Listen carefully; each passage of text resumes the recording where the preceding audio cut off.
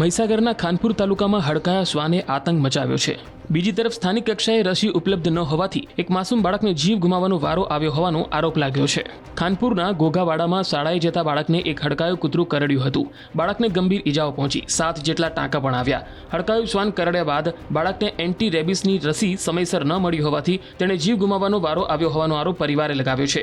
એટલું જ નહીં, આસપાસના ગામના 10થી વધુ લોકો પર શ્વાને હુમલો કર્યો હોવાની ઘટના સામે આવી, પરંતુ સ્થાનિક કક્ષાએ રસીનો અભાવ હોવાથી ગ્રામજનોએ 40 કિલોમીટર દૂર ગોધરા શહેરના ધક્કા ખાવા પડી રહ્યા છે। પંથકમાં હડકાયા શ્વાનનો એટલો આતંક છે કે ગ્રામજનો બહાર નીકળે તો હાથમાં લાકડી લઈને નીકળવું પડે છે। બાળકને શાળાએ મોકલવામાં પણ ડર લાગી રહ્યો છે। શિક્ષણ કાર્ય પર પણ તેની વ્યાપક અસર પડી રહી છે।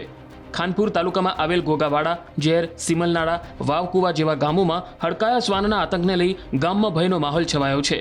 સ્થાનિકોની માંગ છે કે નજીકના આરોગ્ય કેન્દ્રમાં રેબિસની રસી ઉપલબ્ધ કરાવવામાં આવે, સાથે હડકાયા શ્વાનને પકડી તેને પાંજરે પૂરવામાં આવે, જેથી ગામ લોકો રાહતનો શ્વાસ લઈ શકે। છોકરું અમારું સ્કૂલમાં જતું એ વખતે કૂતરે બચકું ભર્યું, એમાં તાત્કાલિકના ધોરણે અમે ખાનપુર પીએચસીમાં ગયા।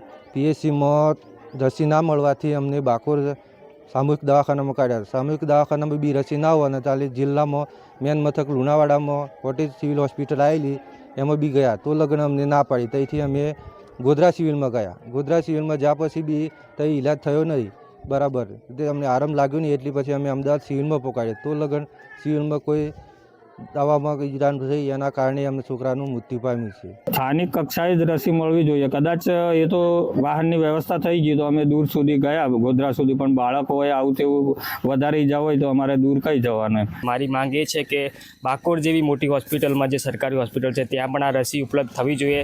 અને છેલ્લા ઘણા સમયથી આ રસી ત્યાં નથી હોતી અને ઘણા લોકોને આના કારણે અગવડ પડી રહી છે અને અમને ખાનપુરથી બરોડા સુધીના ધક્કા ખાવા પડતા હોય છે। 8-9 જણાનું કૂતરું કેળ્યું, કોઈની પગે કેળી તો, કોઈની માથામાં કેળી તો, કોઈને હાથી કેળી તો, એ રીતે બધા દવાખાના જાય, બધાએ પણ ગોધરા મોકલ્યા, તો નજીક દવાખાનાની સારવાર હોય તો આગળ ન જવાય। મહીસાગરના ખાનપુર તાલુકામાં હડકાયા શ્વાને આતંક મચાવ્યો છે। બીજી તરફ સ્થાનિક કક્ષાએ રસી ઉપલબ્ધ ન હોવાથી એક માસૂમ બાળકને જીવ ગુમાવવાનો વારો આવ્યો હોવાનો આરોપ લાગ્યો છે। ખાનપુરના ઘોઘાવાડામાં શાળાએ જતા બાળકને એક હડકાયું કૂતરું કરડ્યું હતું। બાળકને ગંભીર ઈજાઓ પહોંચી, 7 જેટલા ટાંકા પણ આવ્યા।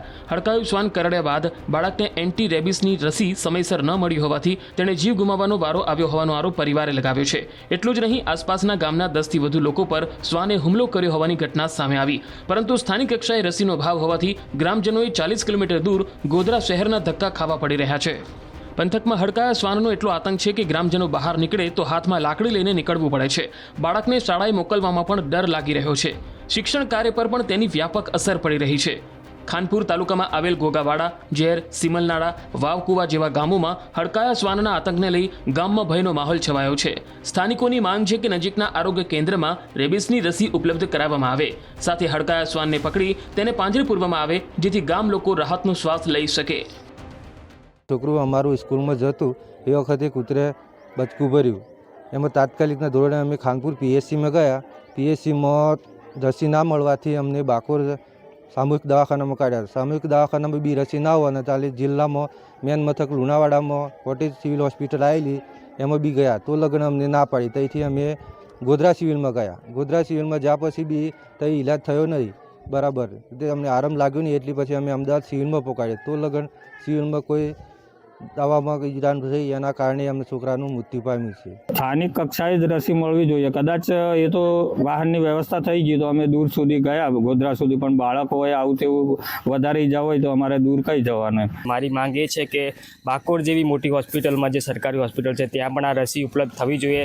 અને છેલ્લા ઘણા સમયથી આ રસી ત્યાં નથી હોતી અને ઘણા લોકોને આના કારણે અગવડ પડી રહી છે અને અમને ખાનપુરથી બરોડા સુધીના ધક્કા ખાવા પડતા હોય છે।